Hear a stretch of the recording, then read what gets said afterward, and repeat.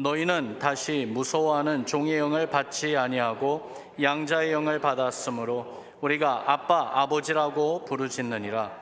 성령이 친히 우리의 영과 더불어 우리가 하나님의 자녀인 것을 증언하시나니 자녀이면 또한 상속자 곧 하나님의 상속자요 그리스도와 함께한 상속자니 우리가 그와 함께 영광을 받기 위하여 고난도 함께 받아야 할 것이니라. 아멘. 지난주부터 로마서 8장 말씀을 우리가 같이 보기 시작했습니다. 성경에서 가장 중요한 곳이라 불리기도 하는 이 말씀, 5 파트가 있다고 말씀드리면서 지난 주일에 그 첫 번째 파트에 대해서 말씀을 나눴는데요. 우리를 죄와 사망의 권세에서 건져내신 예수 그리스도의 그 은혜로 인해서요, 8장 1절부터 보니까 강하고 담대하게 선포하는 그 내용을 우리가 보았습니다. 이제 예수 그리스도 안에 있는 자에게는 결코 정죄함이 없다. 결코 정죄함이 없다. 무슨 말이냐면 죄책감에 눌려 살지 않아도 된다는 것입니다.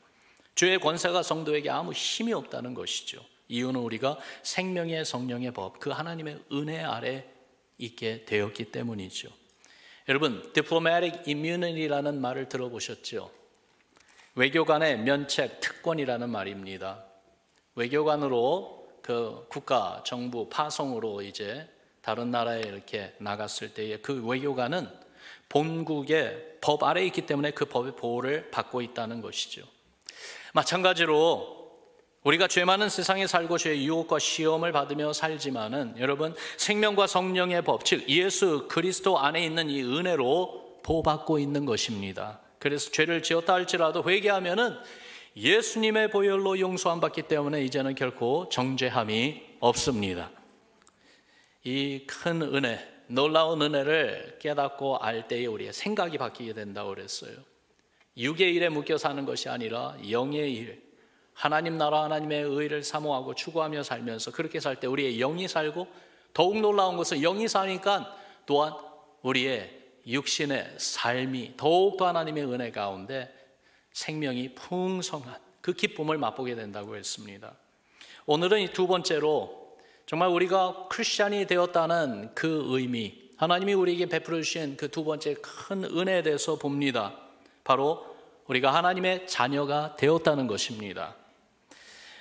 어느 목사님께서요, 이 foster care 시스템에 있는 한 아이를 입양했습니다. 어린 아이를 입양한 것이 아니라 이미 벌써 많이 큰 티네이저 여자아이를 입양했습니다. 과정이 쉽지 않았어요. 그래도 인내와 노력으로 입양 절차를 다 끝냈어요. 법적으로 정식으로 이제 아이가 이 목사님의 딸이 되었습니다. 아이를 집에 데리고 왔죠. 아이를 위해서 꾸민 방도 보여주고 옷과 필요한 모든 것을 제공해 주면서 얘야, 이 모든 것이 다 네 것이다 라고 이렇게 말해 주었어요. 아이에 대한 이 서류에 보면은 목사님 이름이 분명히 아이의 아버지라고 그렇게 적혀 있습니다. 아이도 이 목사님이 너무 고마웠습니다. 그러나 목사님을 그 데디라고 부르기에는 마음이요, 왠지 어색하고 쉽지 않았습니다. 그래서 계속 목사님을 부를 때에 pastor 아니면 sir 이렇게 존경하는 존칭어를 사용했죠. 그래도 목사님은 아이에게 그래도 이제는 아빠라고 불러야지, 데디라고 불러봐라고 강요하지 않았습니다. 그러면서 한 주, 두 주가 이제는 여러 달이 지나가고 있었어요. 그러던 어느 날 아이가 서재에 계신 이 목사님을 찾아왔습니다. 뭐가 필요하니? 그랬더니 아이가 주저하면서 아니요, 아무것도 아니에요 그러는 거예요. 그런데 자리를 떠나질 않아요. 그래서 목사님이 다시 물어봤어요. 뭐 하고 싶은 얘기가 있니? 그러니까 목사님에게 말해주고 싶은 것이 있다고 합니다. 그러면서 아이의 입에서 그토록 기다리던 한마디, 그 말이 나왔어요. Daddy. 목사님이 이 말을 들었을 때에 온몸에 전율이 흐르며 깊은 감동이 마음에서 확 솟구쳐 오르는 것을 느꼈어요. 일어나서 아이를 허기해 주면서 You're my daughter, I love you. 너는 내 딸이다, 내가 널 정말로 사랑한다 라고 그렇게 들려주었습니다. 아이 마음에 소원과 결심이 생긴 거예요. 확신이 생긴 거예요. 자기를 입양해 준 이 목사님이 자기 아버지라는 사실을 이제는 받아들이고 확신하며 아버지라고 불러야 되겠다, 부르고 싶다라는 그러한 강한 마음이 생긴 것입니다. 그 순간부터 이 목사님과 입양된 이 티네이저 여자아이, 이제는 아버지와 딸로서의 그 온전한 관계 가운데 더욱더 친근해지고 그리고 사랑이 더욱더 깊어졌다고 합니다. 이와 같이 우리로 하나님을 우리 아버지로 알고 부르게 되는 그 순간이 있습니다. 마음의 확신과 소원이 강하게 불어와서 하나님을 부를 때에 아바, 아버지라고 부르게 되는 그 순간이 있어요. 어느 순간이냐면 성령이 우리 마음에 이 확신을 깊이 불어넣어 주시는 그 순간입니다. 여러분 따라합시다. 하나님 자녀됨을 성령이 증거하신다. 14절 말씀해 보니까 무릇 하나님의 영으로 인도함을 받는 사람은 곧 하나님의 아들이라 그랬어요. 여러분은 누구의 자녀라고 생각합니까? 하나님의 자녀입니까? 아니면은 이 세상의 자녀입니까? 누구 자녀인지 구별하는 것은 누구를 닮았는지 그리고 누구를 따라가는지 보면은 알 수 있습니다. 자녀가 부모 닮는 것은 너무 당연하죠. 부모의 DNA가 그 자녀 안에 있잖아요. 자녀가 부모를 따르는 것 역시 너무 당연하고 뻔한 것입니다. 어린아이에게 따끔하게 훈계하는 어른이 있다고 합시다. 그 어른이 부모이면은 아이가 혼나며 울어도 그 부모를 떠나지 않고 따릅니다. 그런데 부모가 아니고 낯선 사람이라면은 아이는요, 무서워서 도망해 버리죠. 가까이 오지 않을 것입니다. 하나님 말씀이 달기도 하지만은 때로는 쓰기도 합니다. 하나님이 나를 대하실 때 늘 내가 원하는 방법으로만 대하지 아니하시기 때문입니다. 때로는 불편하게 하십니다. 재촉하기도 하십니다. 명령하시기도 하시고 이렇게 내 삶을 주관하고 이끄시는 이 하나님으로부터 도망가는 것이 아니라 오히려 그런 하나님께 나 자신을 맡기고 따르는 것은 하나님이 나를 사랑하시는 나의 아버지이심을 알기 때문이죠. 요한일서 3장에 보니까요 1절과 2절 상반절에 이런 말씀이 있어요. 보라, 아버지께서 어떠한 사랑을 우리에게 베푸사 하나님의 자녀라 일컬음을 받게 하셨는가. 우리가 그러하도다. 그러므로 세상이 우리를 알지 못함은 그를 알지 못함이라. 사랑하는 자들아, 우리가 지금은 하나님의 자녀라. We are God's children now. 여러분, 이 말씀을 들을 때, 이 말씀을 이렇게 읽을 때에 마음에 어떤 생각이 듭니까? 이 말씀이 어떻게 와 닿습니까? 나에게 하시는 말씀이구나 라는 그러한 생각이 듭니까? 그러한 확신이 있습니까?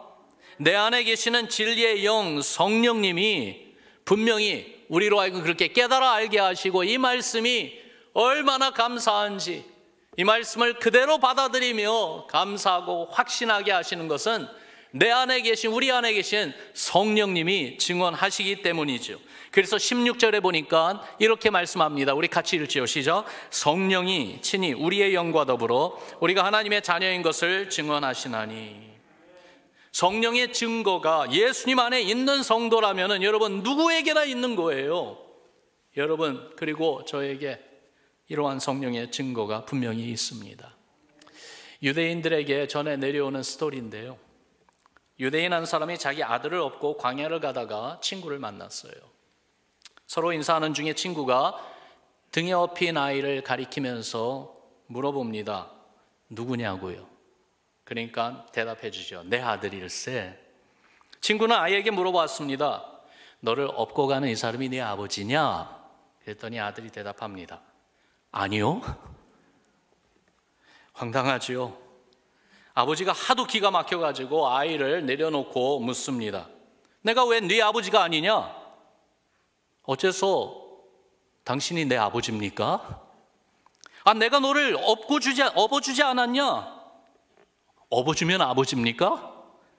정말 기가 막히는 노릇이에요. 아이는요 말합니다. 내가 당신의 아들인 것을 무엇으로 증명하겠느냐고요. 증명해 보라고 이야기를 합니다. 그러면서 먹여주고 업어주면 아버지냐고 따집니다. 여러분 이런 일이 일어날 때 어떻게 아버지임을 증명할 수 있겠습니까? 유대인의 이야기라고 그랬죠.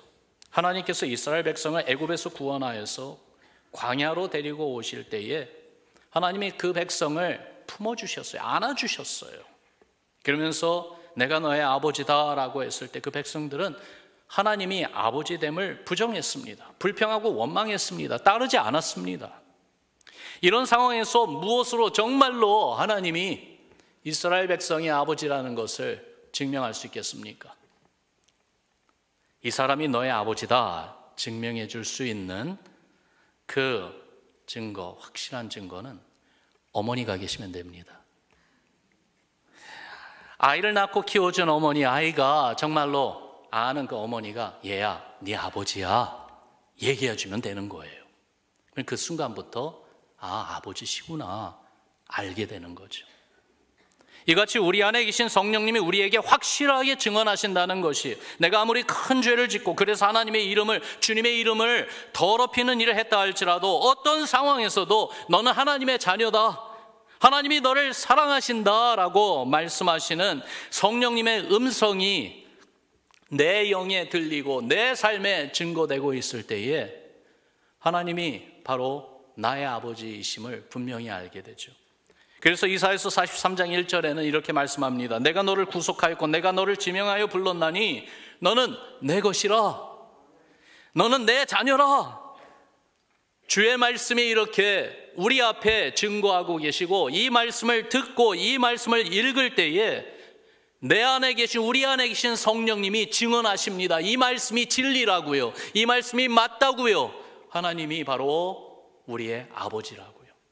그러므로 성령님이 들려주시는 음성에 귀를 기울여야 되겠어요. 거룩하고 온전하신 하나님 앞에 나올 때마다 무서워하는 종의 영이 아니라 나의 허물과 부끄러움을 아시면서도 나를 사랑하셔서 나의 죄를 다 씻겨주신 예수 그리스도를 인하여 하나님을 나의 아버지, 아버지라 부르며 나오도록 주의 성령이 지금도 우리 안에 일하고 계신 줄을 믿으시면은, 확신하시면은 아멘 합시다.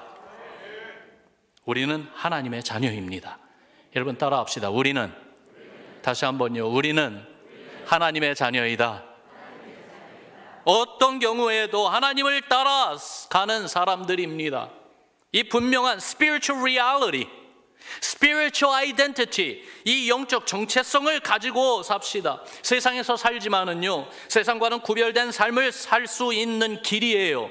하나님의 자녀로 사는 그러한 여러분들과 제가 되기를 주의 이름으로 축원합니다. 여러분, 세상 앞에서 두려워할 필요 없어요. 비겁하지 맙시다. 담대한 믿음, 신앙으로 삽시다. 우리가 사는 이 시대는 public arena, 이 공공장소에서 기독교 신앙을 표현하는 것을 싫어합니다. 오히려 반기독교적 성향이 짙은 그러한 사회, 그런 시대에 우리가 살고 있어요. 그렇기 때문에 내 신앙의 정체성을 숨기며 살라는 그러한 유혹이 강해요. 그러나 이 유혹과 시험에 넘어가지 맙시다. 지혜롭게, 또한 정직하게 우리는 예수님을 믿는 크리스천임을 부끄러움 없이 보이며 사는 우리가 되기를 바라요. The true followers of Christ, that's who we are. 우리가 바로 하나님의 자녀이기 때문에 그렇습니다. 세상을 따라가는 우리가 아니고 세상에 예수 그리스도를 증거하며 하나님을 따라가는 하나님의 자녀로 살아갑시다. 주님이 말씀하신 하나님의 자녀의 권세를 이러한 우리의 신앙 가운데 나타나게 해 주실 것이에요. 성령의 권능으로 나타나게 해 주실 것이에요. 우리는 예수님 안에서 하나님의 자녀가 되었습니다. 하나님의 아들들이 되셨고 하나님의 딸들이 되셨습니다. 성령님이 내 안에서 이 사실을 분명히 증거해 주십니다. 그러면서 하나님의 자녀이기 때문에 또한 하나님의 상속자임을 또한 알게 하십니다. 따라합시다. 우리는 하나님의 상속자다. 뉴스 보도를 통해서 큰 액수의 라터리를 이겼다는 그러한 소식을 들을 때가 있어요. 가끔 그 당첨 금액이 뭐 몇백만 불이 아니고 몇 억만 불, 그러한 큰 금액을 당첨받아서 얻게 되었다. 하루아침에 억만장자가 되었다. 그런 소식을 들을 때가 있죠. 그게 정말 행운인지 아닌지는 잘 모르겠고요. 그러나 세상은 그 기준으로 볼 때에 엄청난 행운이다 할지라도 이러한 세상의 행운과 비교가 되지 않는 더욱더 크고 영원한 복이 하나님의 자녀들에게 있어요. 하나님이 우리의 아버지 되어 주심으로 우리를 보호해 주시고 우리를 책임져 주시고 사랑으로 은혜로 항상 돌봐주시는 것뿐만이 아니라 우리로 하나님의 상속자가 되게 해 주셨어요. 17절에 바로 그 말씀을 하고 계십니다. 우리 같이 읽어봅시다. 시작. 자녀이면 또한 상속자 곧 하나님의 상속자요 그리스도와 함께한 상속자니. 하나님의 상속자라, heirs of God. 여러분 이게 무슨 말인가 한번 상상해 봅시다. 8년 전에 2014년 7월에 런던에 한 아기가 탄생했습니다. 그 당일에 여러 아기들이 태어났었을 텐데 유독이도 이 한 아기에게 온 세계에 그 관심이 집중되고 또한 아기의 탄생이 온 세상 뉴스거리가 되었어요. 이 아기가 누구냐면은 영국 왕실 그 윌리엄 왕자에게 태어난 프린스 조지 오브 케임브리지였기 때문입니다. 아기 모습을 보면은요 영국인 아기 모습입니다. 뭐 그리 특별하지 않아요. 그냥 영국 아기 그 모습이에요. 그런데 태어나면서 그는 미래에 영국 왕이 될 것이라는 약속을 가지고 태어난 거예요. 영국 왕족의 일원으로만이 아니라 앞으로 왕이 될 아이로서 부와 지위, 명예 그 외에도 수많은 것들이 약속이 된 것이죠. 이유는 한 가지입니다. 영국 왕조의 후계자로 태어났기 때문입니다. 세상에 한 나라 왕족으로 태어나도 이런 영광이 있는데 우리가 예수 그리스도 안에서 하나님의 상속자가 되었다는 것이 예사로운 게 아니에요. 놀라운 것이에요. 여러분 정말 여기에 대해서 우리가 관심이 있어야 돼요.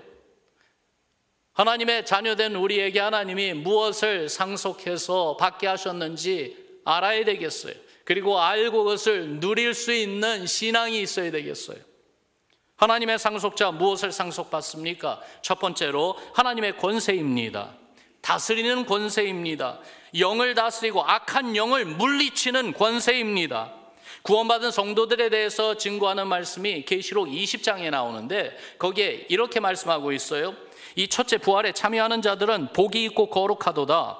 둘째 사망이 그들을 다스리는 권세가 없고 도리어 그들이 하나님과 그리스도의 제사장이 되어 1000년 동안 그리스도와 더불어 왕노릇하리라. 그리스도와 더불어 왕노릇한다. 누가요?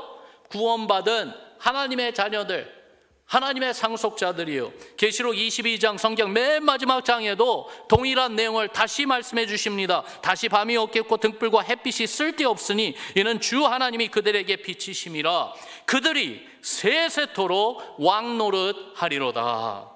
그리스도와 더불어 왕노릇하는 다스리는 권세를 하나님이 주신다는 거예요. 예수 그리스도의 이름에 권세가 있습니다. 성령의 권능이 있습니다. 이 놀라운 하나님의 권세로 우리에게 허락해 주셔서 우리가 악한 영을 물리치는 그러한 권세를 보여줄 수가 있고 또한 그 권세를 체험할 수가 있는 거예요. 하나님께 속한 권세인데 하나님이 우리에게 주셨어요. 우리 신앙 가운데, 우리 교회 가운데 바로 악한 영과 싸워 이기는 놀라운 영적 권세가 있음을 믿으시면 아멘 합시다. 더욱이 나아가 하나님의 불을 우리에게 주십니다. 부족함이 없으신 하나님, 하늘과 땅, 세상 모든 것이 다 하나님의 것이 그 모든 것으로 우리에게 공급해 주세요. 하나님의 선한 뜻을 따라 하나님의 정확한 시간대에 부족함이 없도록 모든 것을 공급해 주시기에 다윗은 그런 말을 하지요. 여호와는 나의 목자시니 내게 부족함이 없다. 그런데 예수님께서 제자들과 우리에게도 말씀해 주십니다. 내가 너희에게 선한 목자라. 그렇기 때문에 예수님을 믿고 하나님의 자녀된 우리들은 정말로 주님 앞에 이렇게 고백하며 살 수 있는 거예요. 예수님이 나의 선한 목자시니 나에게 정말로 부족함이 없다. 에베소서 1장에 보면 예수 그리스도로 말미암아 하나님의 자녀가 된 우리에게 무엇을 주셨는지 이런 말씀이 있습니다. 3절에 보니까 하나님 곧 우리 주 예수 그리스도의 아버지께서 그리스도 안에서 하늘에 속한 모든 신령한 복을 우리에게 주시되. 모든 신령한 복, 하나님이 주실 수 있는 그 어느 하나도 배제하지 아니하시고 우리가 필요한 대로 하나님이 원하시는 대로 주님의 완벽한 그 뜻 가운데 그때그때 우리에게 베풀어 주시고 공급해 주시고 넘치게 부어 주신다 이 말씀이에요. 야고보서 1장 17절에도 보니까 온갖 좋은 은사와 온전한 선물이 every good and perfect gift라고 그랬습니다. 이것들이 다 위로부터 빛들의 아버지께로부터 내려온다 그랬어요. 하나님이 지으신 모든 것들, 영의 세계와 육의 세계, 이 모든 것들 주님의 그 풍성함으로 우리에게 베풀어 주십니다. 하나님의 부유하심이 자녀된 우리에게 부어지는 것입니다. 그렇기 때문에 우리가 하나님의 자녀인 것을 분명히 안다면, 예수님의 십자가 은혜가 항상 우리 마음에 살아서 우리의 생각과 우리의 의지를 늘 주관하고 이끌어 준다면 우리는 주 안에서 늘 부유합니다. 더욱이 나아가 하나님의 영광을 우리에게 주십니다. 하나님이 받아야 할 영광입니다. 하나님이 영광을 받으시는 그 자리에, 그곳에 우리도 함께 있게 해 주시겠다는 말씀이라고 생각이 됩니다. 마태복음 25장에 보면은 달란트 비유에 바로 하나님의 마음을, 예수님을 믿고 따르는 제자들에게, 우리들에게 들려주시는 말씀 가운데 하신 말씀인데, 거기에 주인의 마음을 시원하게 해 주었던 그 종을 칭찬하는 주인의 이런 말이 있습니다. 그 주인이 이르되 잘하였도다 착하고 충성된 종아, 내가 적은 일에 충성하였으며 내가 많은 것을 내게 맡기리니 내 주인의 즐거움에 참여할지어다. 너의 주인의 즐거움에 참여해라. 주인의 즐거움, 이게 바로 주인의 영광이 아닐까요? 주인의 능력과 주인의 솜씨와 주인의 그 풍성함과 주인의 기쁨이 가득한 거기에 주인이 그 종을 초청해 줍니다. 나와 같이 즐기자. 나와 함께 기쁨을 나누자. 내 영광에 같이 참여해라. 바로 하나님의 기쁨, 하나님의 영광이 가득한 그곳에 하나님의 자녀된, 하나님의 상속자된 우리들을 초청하시고 함께 있게 하셔서 하나님의 영광을 보고 체험하며 누리게 하신다 이 말씀이죠. 그래서 오늘 우리가 보고 있는 본문 17절 말씀을 보니까 다시 한번 그 말씀을 봅시다. 자녀이면 또한 상속자 곧 하나님의 상속자요 그리스도와 함께한 상속자니 우리가 그와 함께 영광을 받기 위하여 고난도 함께 받아야 할 것이니라 그랬어요. 그리스도와 함께 받는 영광이 있다고 분명히 말씀하고 있어요. 하나님의 상속자들에게 이런 영광이 있다고 말씀하고 있어요. 주님은 약속하셨습니다. 몸은 죽여도 영혼은 능히 죽이지 못한 사람들을 두려워하지 말고 오직 하나님을 두려워하라고 말씀하시면서 마태복음 10장 32절에 이렇게 권고하십니다. 우리 같이 읽습니다. 시작. 누구든지 사람 앞에서 나를 시인하면 나도 하늘에 계신 내 아버지 앞에서 그를 시인할 것이요. 무슨 말이에요? 하나님 앞에서 우리 믿음을 예수님이 인정해 주시면서 아버지 앞에, 하나님 아버지 앞에 우리의 믿음을 자랑해 주신다 이 말씀이에요. 우리의 믿음이 인정받고 이 믿음을 통해서 영광을 받으시는 주님과 함께 우리도 영광의 기쁨을 맛보게 해 주신다 이 말씀이죠. 그런데요, 하나님의 상속자, 그래서 하나님의 영광에 참여하는, 하나님의 영광까지도 보고 체험하고 누리는 이 엄청난 은혜를 우리에게 주시는데, 그 자리에까지 나아가는 과정 가운데 정말 하나님의 상속자다운 자세를 갖춰야 되겠어요. 그 내용이 17절에 보면은 마지막 부분에 나옵니다. 우리가 그와 함께 영광을 받기 위하여 고난도 함께 받아야 할 것이니라. 여러분, 예수님을 믿으면은 어려운 일이 없어지고 부자가 되고 높은 지위를 얻게 되고 세상에서 성공해야 한다고 생각합니까? 그렇게 될 수도 있습니다. 그러나 그렇게 되지 않고 오히려 고난이 온다면 어떻게 합니까? 피합니까? 거부합니까? 사실 고난을 피하는 것은 사람의 본능입니다. 그리고 우리도 크게 다르지 않습니다. 고난이 앞에서 다가오고 있는 거 보면요, 피하고 싶어요. 이 고난은 그냥 지나가게 해주세요. 심지어 우리 예수님께서도 그렇게 기도하셨어요. 그러나 주님을 알게 되면은, 우리를 구원하신 주의 십자가 은혜를 정말로 알게 되면은, 성령이 우리에게 깨닫게 하시는 그리스도를 더욱 깊이 알게 되면은 바울이 한 고백과 같은 이 동일한 고백이 우리의 마음에서, 입술에서 나오지 않을까요? 빌립보서 3장에 있는 이 고백 말입니다. 내가 그리스도와 그 부활의 권능과 그 고난에 참여함을 알고자 하여 그의 죽으심을 본받노라. 그래서요, 쇠고랑에 묶이기도 하고 감옥에 갇히기도 하고 채찍에 맞기도 하고 주님이 남겨두신 고난, 예수님을 따르기에 받아야 할 그 고난을 자기 몸에 채웠던 바울, 하나님의 상속자로 그리스도와 함께 영광을 받기 위해서 주님이 당하신 그 고난도 함께 받아야 한 것은 하나님이 정하신 것이라는 것을 알기에 거절하지 않고 피하지 않고 오히려 마음을 열고 그것을 받아들이며 그 가운데 주님 바라보며 견디고 인내하며 이겨냈던 바울이요. 여러분, 고난을 찾아가며 자기 자신을 학대하자는 말이 절대로 아닙니다. 그러나 우리가 주님을 따르다 보면은 주께서 인도하시는 길이 때로는 정말 어렵고 힘든 십자가의 길이고 고난의 길이라는 것을 피부로 체험하는 그 순간순간들이 있는데, 그때 더욱 주님을 가까이 대하고 주님께 나오며 주님을 위하여, 주의 구원의 복음을 위하여 고난에도 참여하는 그 신앙이요, 쉬운 것은 아니지만은 바로 이 신앙이 바른 신앙입니다.